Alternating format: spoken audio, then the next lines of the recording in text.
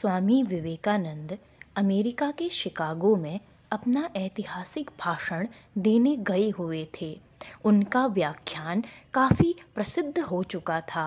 अपने भाषण को पूरे विश्व पटल के सामने रखने के लिए स्वामी विवेकानंद अन्य देशों का भ्रमण करने के लिए निकले। इसी क्रम में उन्हें एक फ्रांसीसी विद्वान ने अपने घर आमंत्रित किया। स्वामी जी उनके घर पर पहुँचे। स्वामी जी का स्वागत किया गया। फ्रांसीसी विद्वान ने स्वामी जी के लिए अच्छे भोजन का प्रबंध किया। विदेश में इस तरह का भोजन बड़े सौभाग्य की बात थी।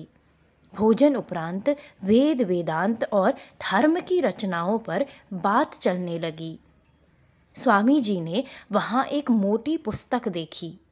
पुस्तक लगभग 1500 पृष्ठों की होगी। स्वामी जी ने अपने मेजबान से पूछा, यह क्या है? मैं इसका अध्ययन करना चाहता हूँ। मेजबान ने आश्चर्यचकित होते हुए पूछा, क्या आपको फ्रांसीसी आती है? स्वामी विवेकानंद ने जवाब दिया, नहीं। स्वामी जी ने अपने मेजबान से फिर कहा, मैं इस पुस्तक को पढ़ना चाहता हूँ। मुझे 1 घंटे के लिए इस पुस्तक को दे दें, मैं इसे पढ़ लूँगा। अब उन सज्जन को थोड़ा झटका सा लगा और उन्होंने थोड़ा खींचते हुए स्वामी जी से कहा, मैं इस पुस्तक को पिछले 1 महीने से पढ़ रहा हूँ और अभी आधा ही पढ़ पाया हूँ। चूँकि फ्रांसीसी मेजबान थे और स्वामी जी मेहमान थे, उन फ्रांसीसी सज्जन ने अनमने ढंग से उस पुस्तक को स्वामी जी को पढ़ने के लिए दिया। स्वामी जी उस पुस्तक को अपने दोनों हाथों में रखकर 1 घंटे के लिए योग साधना में बैठ गए। जैसे ही 1 घंटा बीता, फ्रांसीसी विद्वान कमरे में आ पहुँचे। आते ही उन्होंने स्वामी विवेकानंद से प्रश्न पूछा, क्या आपने अध्ययन कर लिया? स्वामी जी ने कहा, अवश्य। मेजबान ने कहा, मजाक न करें। स्वामी जी ने कहा, मैं सत्य कह रहा हूँ।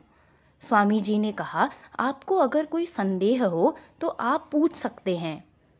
उन सज्जन ने एक पृष्ठ खोला और स्वामी जी से उनके बारे में पूछा। स्वामी जी ने अक्षरशः जवाब दे दिया। फ्रांसीसी विद्वान के आश्चर्य की कोई सीमा नहीं थी। वह स्वामी जी के चरणों में गिर गए।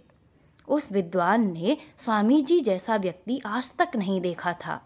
उन्हें यकीन हो गया, यह कोई साधारण व्यक्ति नहीं है, यह असाधारण है। कहानी की सीख, किसी का आकलन जल्दीबाजी में नहीं करना चाहिए। जो काम आपसे नहीं हो पाए, ऐसा नहीं कि कोई दूसरा उसे ना कर पाएगा।